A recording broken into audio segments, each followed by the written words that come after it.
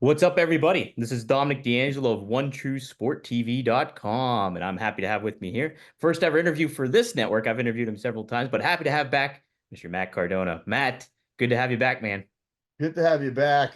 What is that Razor Ramon thing behind you? I'm always checking out merch. What is that purple thing? What is that Razor Ramon piece of Yeah, so that's the Intercontinental Championship, his variant that they did, the Scott variant. okay. And then that's the belt cover right there, the case that Okay, kind of makes set it up sense. like that. Yeah. So we talked about that you winning that title last time and you For sure. got that time and such a cool moment and you have a lot of cool moments though going on. TNA Emergence coming up. You're going to be facing PCO. Kind of like a wild card matchup in a way if you're a wrestling fan and you need to take a step back, like almost like an unexpected opponent. How do you feel about facing somebody like that in PCO that has like a veteran kind of background, but he's got these supernatural ties to him? Is that kind of like a fascinating challenge for you in the ring and from a creative standpoint?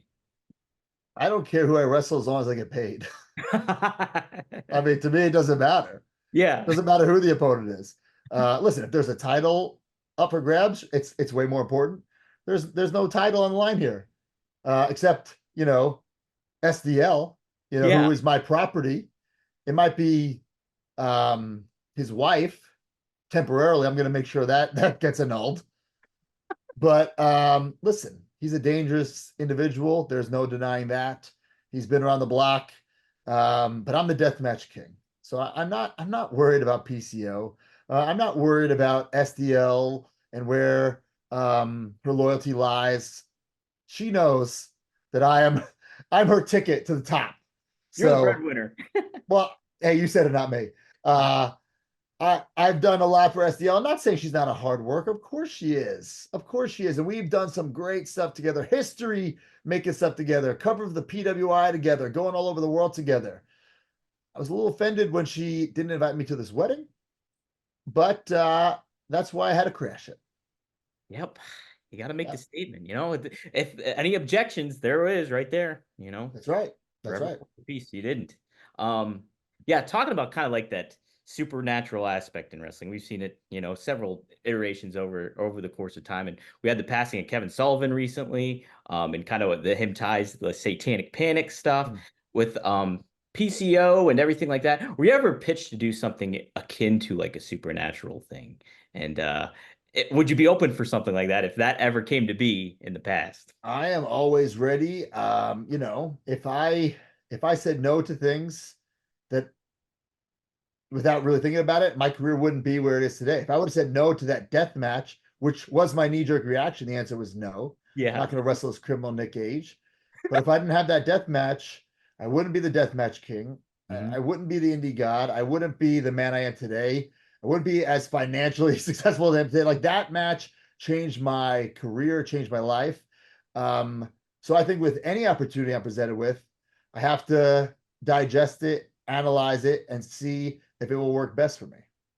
Right, right. It's an experimental trial and error kind of aspect of it all. There's a lot of, and that's the thing, being open-minded for stuff, especially in pro wrestling, I think is pretty key too. And that's the beauty of being a free agent like I am, is I could take these chances and take these risks, and they're not all going to work out. I'm going to fall flat on my face many times, but that's how you learn, that's how you grow, that's how you evolve.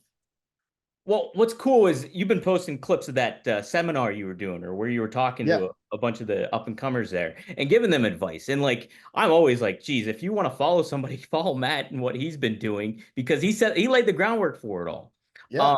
When you got released, when you kind of had this new free agent lease on life kind of aspect, was there kind of like, oh my God, what's next? Or were you always kind of like gung ho? I know what I'm doing. I just got to make a game plan for myself. I knew once I got released, even before I got Mhm. released, I knew there needed to be a change. But then when I'm fired and it's the middle of this pandemic, it's like, Yep. well, what do I do? What is that change? I knew I needed it. I didn't know what it was. So when that death match opportunity presented itself, that was it, right? But I didn't get released and be like, you know what, I gotta do this death match thing, Right. you know? And that's what being always ready is all about. Yeah, it's in my theme music and on my gear and t-shirts, but it's the way I live my life and career. You got to be always ready for opportunities, because you can't be the guy who's bitching and moaning, and then like you finally get something, you're not ready for it. Right. You got to be ready. Mhm. Right.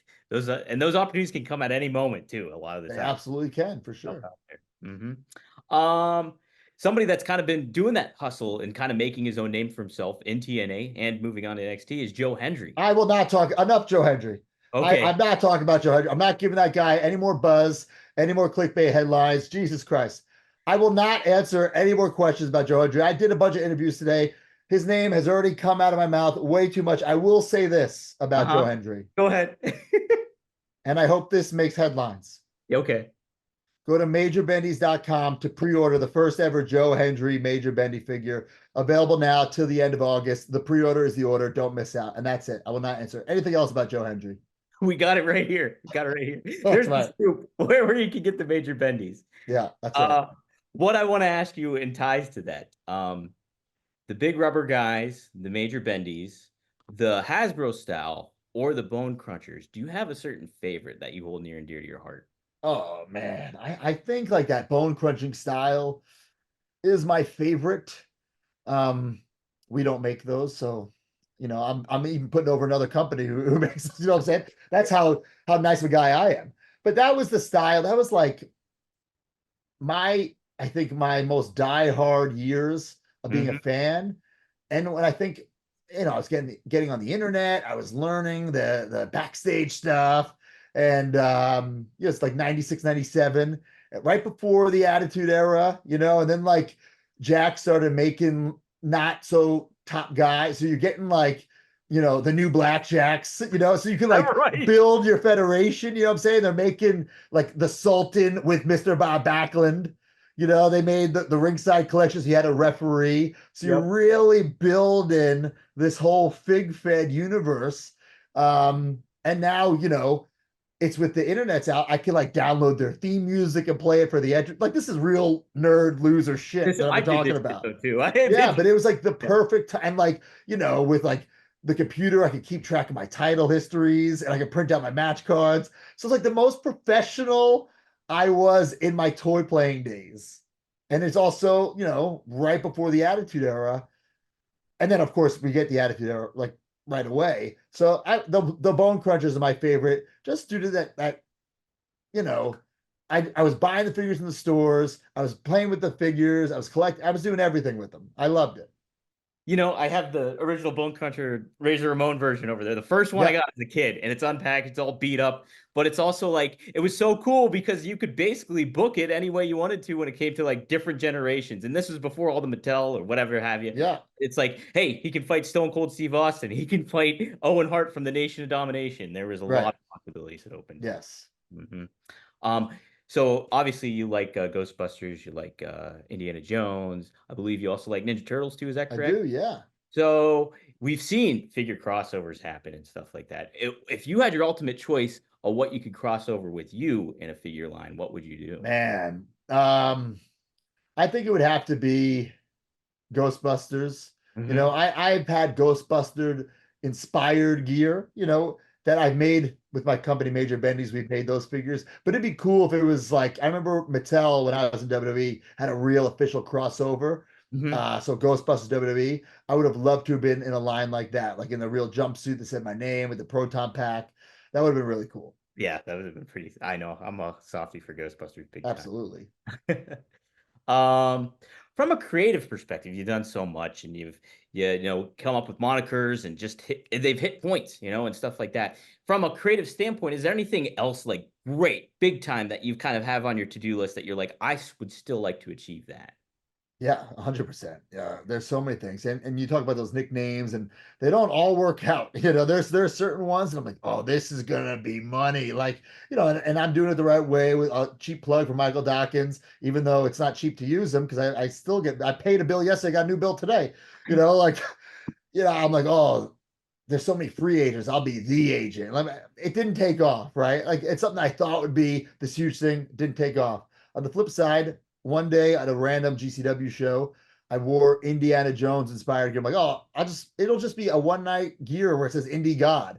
Right. And the social media response was, it was just there. And I'm like, there's something to this, because I wasn't coming out goofing around. I came out mean mugging, wearing that hat, vest. Like it wasn't a joke. And it's not a joke to me. I truly believe I am the indie god. And that nickname was not planned. It was planned for one night. Mm-hmm. That was it. It wasn't supposed to be on the cover of Pro Wrestling Illustrated, and it was, Right. you know. So what's next?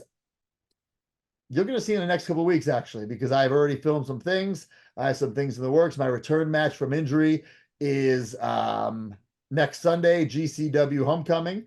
But I got some stuff that you'll see next week. I got some videos dropping, some new merch dropping, and you'll get the idea of where I'm going when you see this stuff. Hell You'll yeah. see my next plans for sure. That's great. Something, I mean, obviously, what you did with social media, what you did with YouTube early on, and everything like that, and kind of redefining how pro wrestling promotes itself or how a wrestler should promote itself in a lot of ways. Do you consider that? I mean, you got the NWA title right behind you. They'll put me in the Hall of Fame when I'm dead. They'll put me in. I'm dead. No, that's what I'm closer to. You'll be there. Do you kind of consider that, oh, like the social media and the work that the hustle that you've kind of done Right. as your greatest achievement, or is there something in wrestling you really kind of hang your hat on a little bit more even than You that? know what? I say this a bunch, and I mean this, and it might piss people off, but I generally mean it. There's nobody who's been truly counted out in this business and have come back more times than me. I'm talking like counted out, like you thought you'd never see this guy ever. Yeah, Like I'm not saying like got injured. I'm not saying like had a drug problem. I'm not saying went to jail. I'm saying like you thought this guy was. You'll never hear from him again. You'll right. never see him on a TV show again. He'll never win a title again. You know. And that was me. After that, before the YouTube show, I don't think anyone thought, oh, at the end of the day I started that YouTube show, February 2011. If you would have asked someone in January 2011, is The Rock going to come back in November at Survivor Series Madison Square Garden and the fans will be chanting for Zack Ryder or him? Everyone would have said they would have bet their houses. No fucking way. But it Yeah. happened because of that YouTube show, because of the fans as well, but because I just would not stop. Then, a couple years later, I'm back in the island of misfit toys. I'm back in the island of irrelevancy. Who would have thought I would have climbed a ladder at WrestleMania and won the Intercontinental title? Right. Yeah. And just because I didn't quit. And when there was an opportunity, I was ready for it.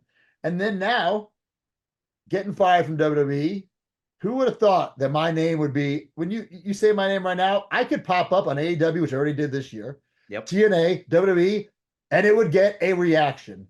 It would move the needle. It would move merchandise, all because of the hard work I've done since leaving WWE. Yeah. And I'm very proud of that.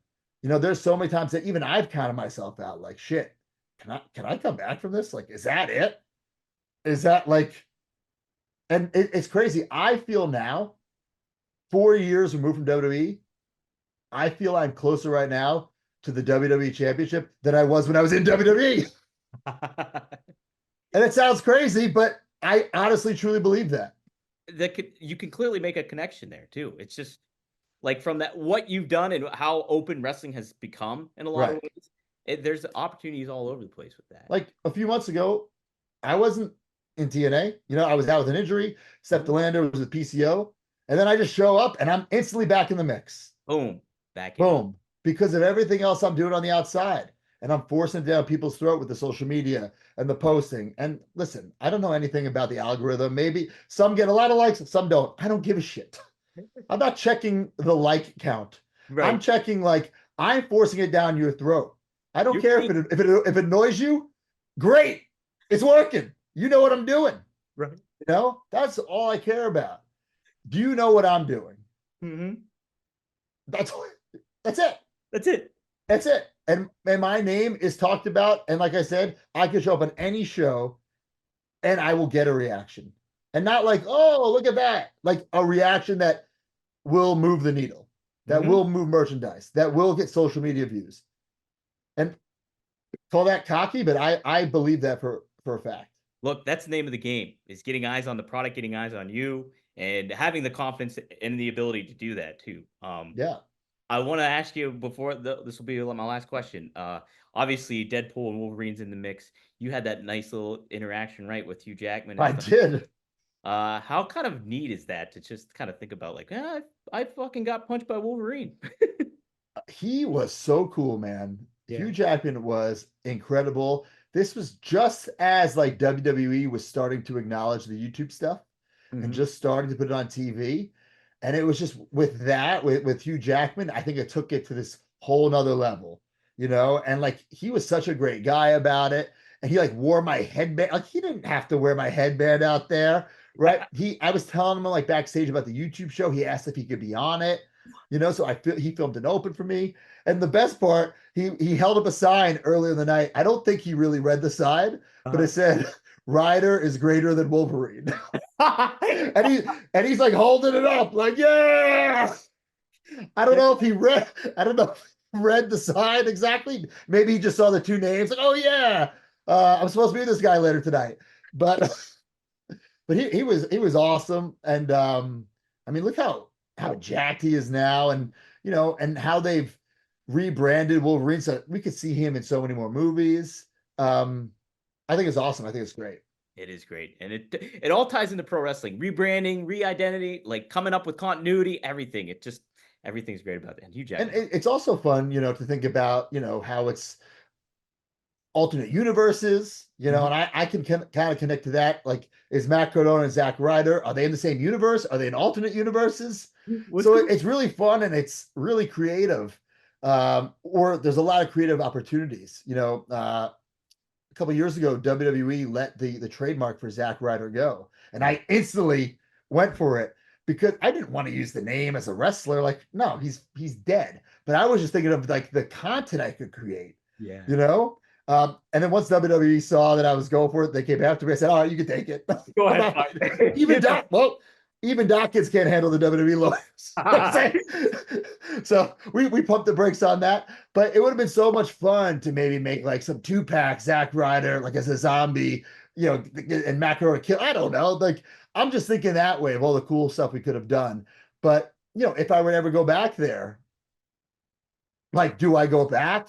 Like, and do I wear the gray like property of the performance center shirt like Macro's finally got signed? I'm here finally. And like Zack Ryder doesn't, like, what happens? Yeah. That's what I think wrestling can be the best. So when we can get creative with it and have so much fun, and there's no clear path of which way to go. And that's why I think this TNA and NXT partnership is so much fun, right? Because I don't even think they know where it's going. So if they don't know, the wrestlers don't know, the fans don't know. Everyone's tuning in on Thursdays. Everyone's tuning in Tuesdays.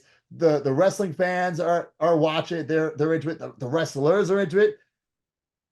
They don't know. You know what I'm saying? Like, Right. I'm on TNA on Thursday. I don't know if they're gonna call me to go to NXT on Tuesday. And it's not like it can't happen. Hmm. And it certainly could happen because I don't have a contract anywhere. So it's like really cool. It's a really fun time. And the TNA NXT partnership, I mean, I don't think anybody can say a bad thing about it. No, not at all. Everybody's benefiting from it. It just gets the Everybody. word out more, and a lot of stuff. So excited for TNA Emergence. Excited for you to take on PCO, and you always got to be ready. And I don't think PCO might not be ready for you though. So I that'll don't think so. And I'm still mad about like what the Quebecers did to Mel on a mission back in the day. So unbelievable. I'm still hot about that. You got a chip on your shoulder for Yeah, I that. still got a chip on my shoulder. That's it. All right, Matt. Anything else you want to plug before I let you go? Oh God, I have too much to plug. You do. MajorBendies.com. Go get that Joe Hendry figure. No, don't speak his name though. Don't Yeah, say it. yeah. All right, guys. We'll see you next time here on OneTrueSportTV.com.